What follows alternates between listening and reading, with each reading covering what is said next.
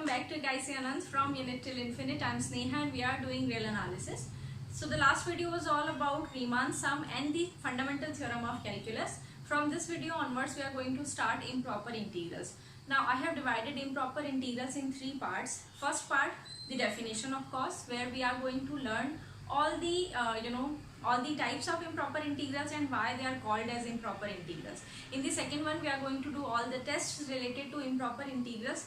Now that can be that can be lengthy, so you should not be overwhelmed with the amount of tests that you have to actually cram for improper integrals. So I might divide the next part in 2 to 3 videos, and the last part where we are going to do some questions of proper as well as improper integrals. So without any further ado, let's just start the video.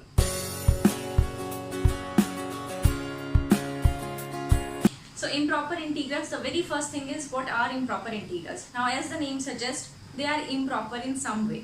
अब improper कैसे हो सकते हैं? Now if you remember, जब भी हम लोग proper integrals की बात कर रहे थे, तो I was stressing upon the term that the function is bounded. So boundedness of the function was very important. Also my interval was a finite length interval. That means my interval was closed interval from a to b, where a and b are finite numbers. So an integral can be improper based upon the characteristic of the function or the characteristic of your given interval. So इससे related हम लोग improper integrals को basically 3 parts में divide कर सकते हैं. First one, when your function is unbounded in the given interval but your interval is of finite length. Second, your function is unbounded and the interval is also unbounded, and the third is your function is bounded but your interval is unbounded, or your interval is it includes infinities. So improper integrals, there are basically 3 types, right? So the first type is unbounded functions in finite intervals, right? In finite intervals. Second type is bounded functions but the interval is infinite, so infinite intervals. And the third one is unbounded functions, so the function is also unbounded and the interval is also infinite. So basically हम लोग इन 3 parts में divide करते हैं improper integral को. तो देखो ये कैसा होगा अगर मैं इसको मैथमेटिकली लिखूँ ना इस चीज को.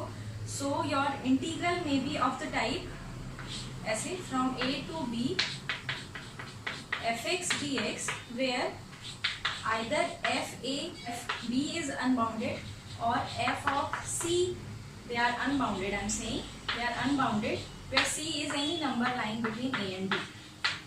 So अगर आपका फंक्शन कुछ इस तरह का है कि a to b आपने देखा ये फाइनाइट है.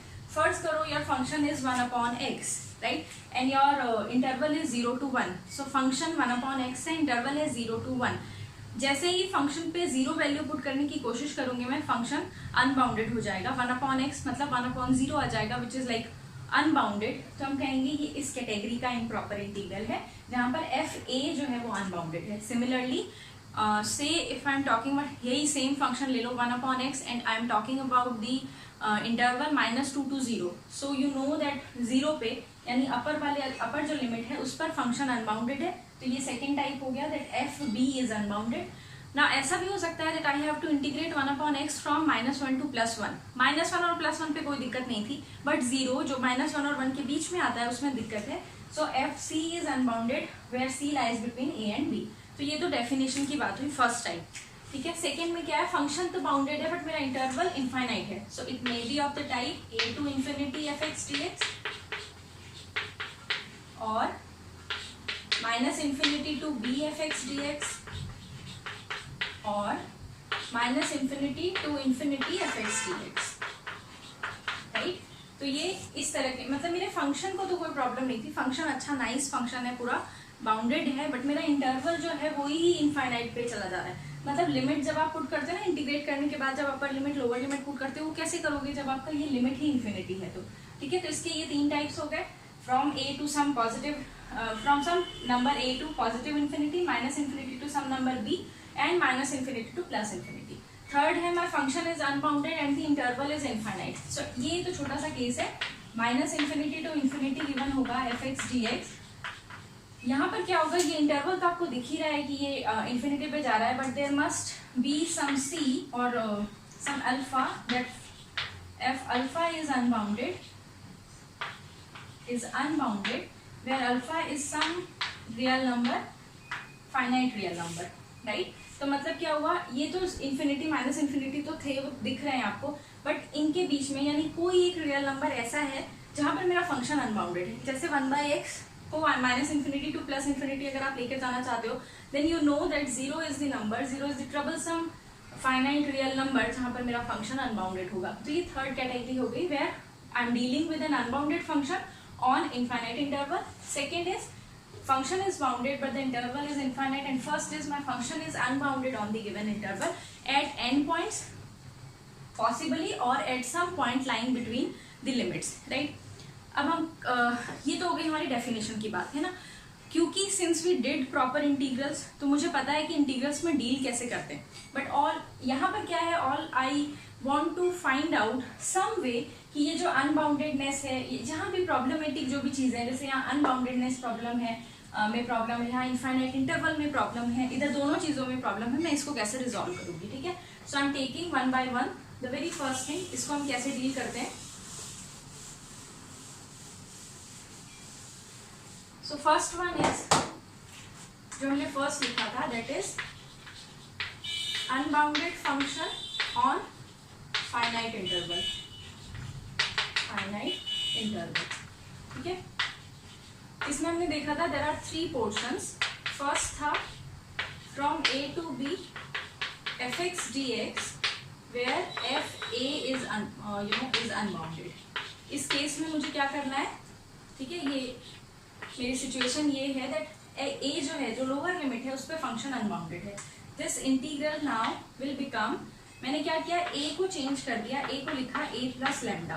ए पे दिक्कत थी ना, ए से कुछ भी ऐड करोगे, थोड़ी छोटी सी भी चीज ऐड करोगे तो फंक्शन वहाँ प्रॉब्लम नहीं करेगा. सो मैंने ये लिमिट चेंज कर दी from A plus lambda to B F x D x. And since मुझे क्या करना है, ये इंटीग्रल चाहिए from A to B, that means I have to take the limit as lambda is approaching to 0. Positive लिख सकते हो आप, ठीक है, और 0 भी लिखोगे तो भी कोई दिक्कत नहीं है. So a plus lambda, since I have to find out the integral a to b, I have to I have to consider lambda is approaching to 0.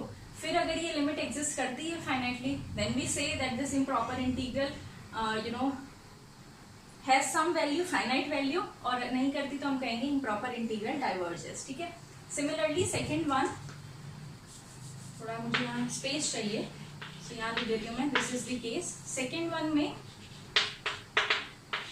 Integral तो सेम ही था, F x D X from A to B, but the problem क्या थी, इधर F B unbounded है ना.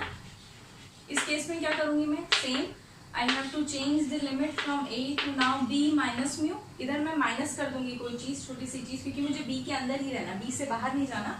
If I add something here तो मैं बी से बाहर चली जाऊंगी, मुझे बाहर नहीं जाना, मुझे अंदर ही रहना, right. This is F x D x, and again I have to consider the limit as mu approaches to 0. अब मैंने लिमिट चेंज कर दी, मैंने लिमिट लिख दिया a to b minus mu as mu approaches to 0. If this limit exists, then we say that improper integral converges. Finite exist करता है तो otherwise we'll say the improper integral diverges. तो ये हो गई हमारी ये दो चीज, जब मेरा लोअर लिमिट अनबाउंडेड था, जब मेरा अपर लिमिट, लोअर लिमिट नहीं, आई मीन लोअर लिमिट पे फंक्शन अनबाउंडेड था, यहाँ अपर लिमिट पे फंक्शन अनबाउंडेड है. एक और केस इसमें रह गया, दैट इज क्या होगा अगर there is some point in between, है ना. थर्ड, व्हेन यहाँ पर सेम फंक्शन है बट यहाँ प्रॉब्लम क्या है, for some C F C is unbounded, for some C that is between A and B. तो इस केस में मैं क्या करूंगी, सबसे पहले आई हैव टू इसको स्प्लिट कर लूंगी मैं, क्योंकि सी प्रॉब्लमेटिक पॉइंट है, तो मैंने इसको लिखा A to C F x D X plus C to B F x D x. And now ये वाला देखो, अब ये अपर लिमिट पे प्रॉब्लम है, सो दिस इज द सेकेंड, जैसे हमने किया था ना, जो हमारा सेकेंड इसी का जो सेकेंड टाइप था उसमें जो प्रॉब्लम थी वो है, और ये हमारे फर्स्ट वाले का प्रॉब्लम है. दैट मीन्स यहाँ पर I have to change c minus mu and have to take the limit as mu approaches to 0. Here I have to change c plus lambda and I should take the limit as lambda approaches to 0. If the sum of the limit it exists finitely, we say that the improper integral converges, otherwise the improper integral diverges. तो ये थी हमारी first जो type है improper integral का उसको हम लोग इस तरह से सॉल्व करते हैं. ठीक है, बिल्कुल इसी तरह से सेकेंड जो वो होगा हमारा सेकेंड जो टाइप था where we are dealing with, I think we are dealing with bounded function on infinite intervals. So the second one where the function was bounded functions on infinite intervals. इसमें जो first type था वो है from a to plus infinity fx dx, right? यहाँ पर problem क्या है, बस प्रॉब्लम ये पॉइंट है that upper limit is plus infinity.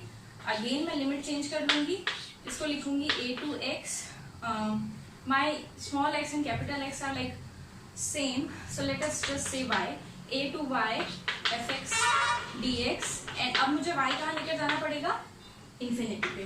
ठीक है, सो ये तो एक फाइनाइट, क्योंकि मेरा फंक्शन बाउंडेड है, अब मेरे लिमिट्स भी बाउंडेड आ गए, तो ये एक इम्प्रॉपर इंटीग्रल से प्रॉपर इंटीग्रल में चेंज हो गया. ये एक वैल्यू आएगी किसमें, y में. Then you have to take y to infinity to find out whether the limit exist और not. If it exist finitely we say that the improper integral is convergent. If it does not we say that the improper integral diverges. Similarly second you can do, second वाला क्या है, from minus infinity to some b fx dx. इसमें मुझे क्या करना पड़ेगा, ये problem है minus infinity, so again I have to change the limit from y to b fx dx and I have to take y as it is going to be minus infinity and then find out the limit. तो ये दो तरीके हो गए हमारे. ये इनको करने से पहले, इन क्वेश्चंस को देखने से पहले make sure to find out in which category is your question falling. ये हो गए. इसी तरह इसका थर्ड पार्ट अगर मैं करूँ, जहाँ पर मेरे लिमिट्स कैसे थे, from minus infinity to plus infinity. So the third one minus infinity to plus infinity f x D x. अब तो ये आपको पता चल गया होगा कि इसे हम चेंज कर देंगे for some point finite real number. और नाउ दिस बिकम्स, ये तो बन गया हमारा फर्स्ट जो था पार्ट वो, और ये हो गया हमारा सेकेंड पार्ट. ठीक है, सो यहाँ पर I have to change it to y and then y approaches to minus infinity. यहाँ y करूँगी, यहाँ लिखूंगी y and y approaches to plus infinity. तो इस तरह से मेरे पास ये आ जाएगा. But make sure your function is bounded on the interval minus infinity to plus infinity, क्योंकि अगर फंक्शन बाउंडेड नहीं होगा तो ये थर्ड टाइप चला जाएगा. और जो थर्ड टाइप होगा उसमें क्या करना है मुझे, तो थर्ड टाइप है, थर्ड वन वो है unbounded functions on infinite intervals. Right, तो मेरा फंक्शन ही अनबाउंडेड है और इंटरवल इनफाइनाइट है. सो इसमें एक ही केस है, minus infinity to infinity f x D x. And the problem is, यहाँ पर प्रॉब्लम क्या है, that f of c is unbounded और एफ ऑफ ए जो भी लिखा था मैंने, अल्फा लिखा था वहाँ, f of alpha where alpha is some finite real number. ठीक है, तो मैंने क्या करना है यहाँ, अब मैं इसको चेंज कर दूंगी कैसे, ये माइनस इन्फिनिटी टू अल्फा. ठीक है, and then alpha to plus infinity f x D x. अब ये क्या होगा, now this is the composition. अभी मुझे मालूम है, एक तो ये प्रॉब्लम है यहाँ माइनस इन्फिनिटी, और एक मुझे ये भी मालूम है that F alpha is unbounded. यहाँ पर एक प्रॉब्लम तो ये है प्लस इन्फिनिटी, और एक प्रॉब्लम है एफ अल्फा इज अनबाउंडेड. तो ये जो हमने पहले के दो केसेस पढ़े ना, उनका कॉम्बिनेशन हो गया, उनको कंबाइन करके मुझे करना पड़ेगा. तो लिमिट निकालना पड़ेगा. तो ये माइनस इन्फिनिटी के लिए मुझे क्या करना है, I have to change it to some y approaches to minus infinity. और अगर यहाँ प्रॉब्लम थी तो मुझे क्या करना पड़ता था, इसको माइनस म्यू लिखना पड़ता था.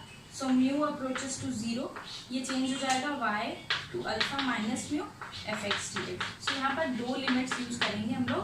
मुझे ये ध्यान रखना है दैट जहाँ भी y आ रहा है y is approaching to minus infinity, और जहाँ भी म्यू आ रहा है म्यू इज अप्रोचिंग टू 0, ठीक है। सिमिलरली यहाँ पर भी मुझे चेंज करना पड़ेगा, ये plus infinity, so y is approaching to plus infinity, और यहाँ प्रॉब्लम है that means some lambda is approaching to 0, ये चेंज हो जाएगा alpha plus lambda and this is y fx dx, right?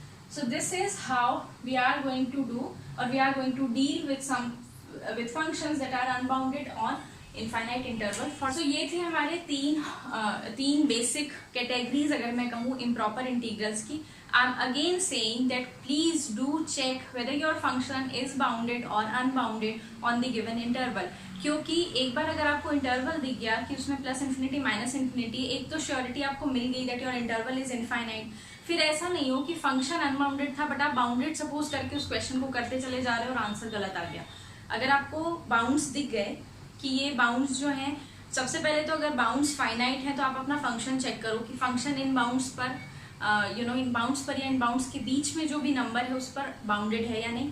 अगर आपको दिखा कि आपके जो बाउंड्स हैं, जो लिमिट्स लिखी हुई हैं, वो उसमें कुछ plus infinity minus infinity type का है, तो आप देखोगे सबसे पहले कि हाँ ये इनफाइनाइट इंटरवल्स तो है, इनफाइनाइट इंटरवल वाली चीज़ तो है यहाँ पर, बट क्या मेरा फंक्शन भी बाउंडेड है या मेरा फंक्शन अनबाउंडेड है इस इंटरवल के बीच में किसी एक पॉइंट पर, right. So with this the definition is done. Quickly हम लोग ना दो छोटे छोटे से क्वेश्चन कर लेते हैं, बहुत ही छोटे, जस्ट टू गिव यू थोड़ा सा फील देने के लिए कि हाँ इस क्वेश्चन को हम इन क्वेश्चन को ऐसे कर सकते हैं. First is suppose you have to, so first question is suppose you have to find out the limit from 1 to 3 से और 1 to 2, इजी रहने देते हैं, 1 to 2 x dx upon under root 1 minus x और से x माइनस 1, ठीक है. मुझे ये लिमिट फाइंड आउट करनी है. तो मैंने देखा सबसे पहले क्या चेक किया, मैंने ये बाउंड्स चेक कर लिए, ये फाइनाइट बाउंड्स थे, ठीक है, फाइनाइट बाउंड्स है, ये मुझे पता चल गया. फिर मुझे अपना फंक्शन देखना है, मेरा फंक्शन क्या है इधर, my function is x upon under root x minus 1. मुझे फंक्शन देखना है इन बाउंड्स पर. 1 पर फंक्शन को प्रॉब्लम है क्योंकि जैसे ही मैं x को 1 पुट करूंगी तो ये क्या आ जाएगा, इनफाइनाइट आ जाएगा, फंक्शन अनबाउंडेड हो जाएगा. तो ये मुझे पता चल गया that this improper integral falls in first category जहाँ पर मेरा function is unbounded on finite interval, ठीक है. तो यहाँ 1 पर प्रॉब्लम है, तो इसको मुझे कैसे चेंज करना है, this is limit lambda approaches to 0 1 plus lambda to 2 x dx upon x minus 1. ये चेंज कर दिया मैंने. अब मेरा फंक्शन बाउंडेड है, मेरा इंटरवल भी बाउंडेड है, तो मुझे इसका कुछ नहीं करना है. इसके साथ सीधे सीधे जिस तरह से हम लोग क्वेश्चंस करते हैं या इंटीग्रल्स करते हैं उस तरह से इसको सॉल्व कर लेना है, ठीक है. तो इसको देख करके मुझे ऐसा लग रहा है that if I change x minus 1 to 3 then x will become 3 plus 1, and when अब मुझे लिमिट चेंज करनी है, so when x is 1 plus lambda my t is lambda, and when x is 2 my t is, when x is 2 my t is 1, है ना.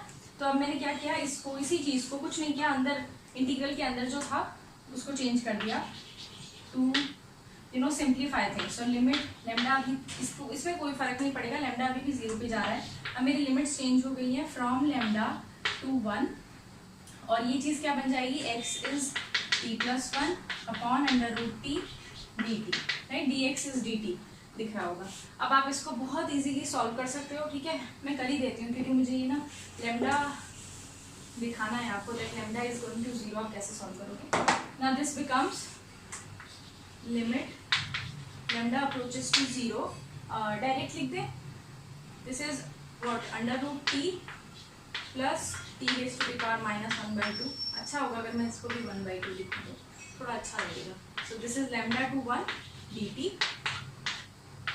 Limit lambda approaches to 0, this becomes t raised to the power 3/2 upon 3/2 from lambda to 1, and this becomes t raised to the power 1/2 upon 1/2 from lambda to 1, right. limit lambda approaches to 0, ये क्या बन जाएगा, 1 के लिए this will become 2/3 और lambda के लिए this will become lambda raise to the power 3/2 upon 3/2, right. Similarly, this one becomes, for 1 it becomes 2, for lambda it becomes lambda raised to the power 1/2 upon 1/2. Now as lambda approaches to 0, देखो यहाँ कुछ problem नहीं है ना, lambda denominator में नहीं है, कहीं ऊपर ही है, तो ये भी 0 बन जाएगा. This will vanish and this will also vanish. You are left with 2/3 plus 2 and your answer will be 8/3, I guess. Yeah, right. So ये इतना आसान हो जाता है अगर मैं अपने लिमिट्स चेंज कर लूँ. तो अगर मेरे पास बाउंडेड फंक्शन है और मुझे मालूम है कि मेरे फंक्शन को प्रॉब्लम हो रही है लिमिट पर, तो मैं क्या करूँगी, लिमिट्स चेंज कर दूंगी. बस सिंपल लिमिट चेंज करके, लिमिट दो चीज़ें हो गई यार, बाउंड्स चेंज करके, I should say bounds change करके लिमिट अप्लाई करना है, ठीक है. तो ये हैबिट में डालना पड़ेगा कि जो हमारे इंटीग्रल के बाउंड्स हैं उनको चेक करके मुझे लिमिट लेकर के जाना है. अगर मेरे लोअर बाउंड पे दिक्कत है तो लैम्डा वुड अप्रोच टू 0 और मेरा चेंज हो जाएगा a प्लस लैम्डा. और अगर मेरे अपर बाउंड में प्रॉब्लम है तो b minus mu and mu approaches to 0, ठीक है. सो ये क्वेश्चन हो गया. एक इनफाइनाइट वाली चीज़ों का क्वेश्चन देख लेते हैं. अब ऐसा जरूरी नहीं है कि इसमें आपको आंसर ऐसे प्रॉपर मिल जाएगा, है ना. ऐसा भी हो सकता है कि आपका आंसर इनफाइनाइट आए. In that case you will say that improper integral diverges. So second question देख लेते हैं. Suppose I have to find out from 0 to infinity integral sine x dx, right. अब इसको देख के मुझे लगा इन्फिनिटी पे आ रहा है ये, मतलब क्या कहूँ मैं, जो बाउंड्स है मेरे वो इनफाइनाइट है, तो यानी इनफाइनाइट इंटरवल वाला केस है. फंक्शन है मेरा sine x, so the function is here, the function is sine x. Now I know that sine x is a bounded function, है ना. साइन के जो बाउंड्स होते हैं वो क्या होते हैं, -1 to 1. तो फंक्शन बाउंडेड है लेकिन इंटरवल कैसा है, infinite.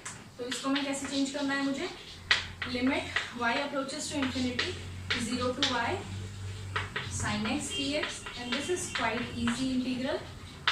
Y approaches to infinity minus cos x from 0 to y.